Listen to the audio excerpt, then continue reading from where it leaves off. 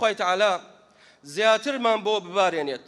بەڵام بەداخەوە هەندێک لە ئیعلامیەکان و ئەوانەی کەوا دێنە سەر شاشە لە زۆرێک لە کەناڵەکان ئەم نیعمەتە ناگەڕێنەوە بەلای خوای پەروەردگار، ناڵێن بە فەزلی خوای پەروەردگار باران باری، ئەڵێن خۆشبەختانە ئەوە باران باری.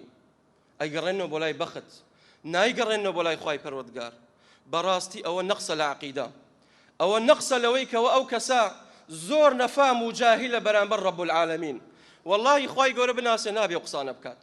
باران باری با تۆ ئیعلامی بیت، بەڵام دیارە سیاسەتەکە دوات پێڵێ نابێ ناو خوای گەورە لەسەر زمانت بێت. بەڵام ئێوە کەسانێکن دوورن لە دین، بڵێ بە فەزڵ و کەڕەمی خوای پەروەردگار باران باری، بیگەڕێنەوە بەلای خوای پەروەردگار. یان کاتێک کەسێک دێ باسی کەش و هەوامان بۆکە ئەڵێ باران لە فڵانە ڕۆژ ئەبارێ، ناڵێ ئینشاءالله، نایگەڕێنێتەوە بەلای خوا. وەکەئەنەما ئەرز و ئاسمان خۆیان دروستیان کردووە، وەکەئەنەما باران بەدەستی ئەوانەدا ئابەزێت. خوای گەورە پەنامان بدات. بۆیە سوپاسی خوای گەورە بکەین. ئەگەر خوای گەورە ئەو بارانەمان لێ ببڕێت، والله ئێمە بە هیلاک هاچین. خوای پەروەردگارە فەرمێ: ئەفەڕەئەیتم الماء الذي تشربون أأنتم أنزلتموه من المزن أم نحن المنزلون لو نشاء لجعلناه أجاجا أفلا تشكرون.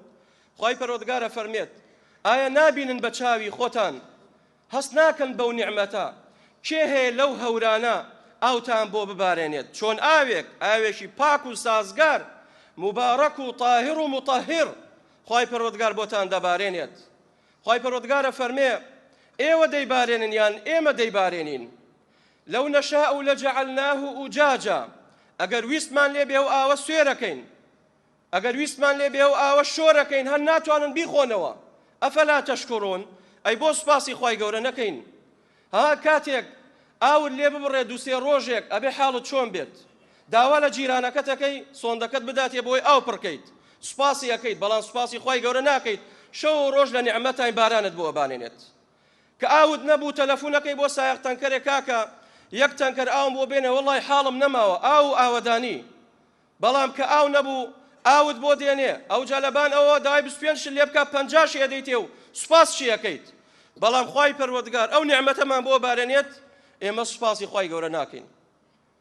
هەر قۆڵاییمان نایە بڵێن خوای پەروەردگار ڕەحممان لێ بکە، الحەمدولله سوپاسی تۆکەین، ئەمە هەمووی نیعمەتی تۆیە.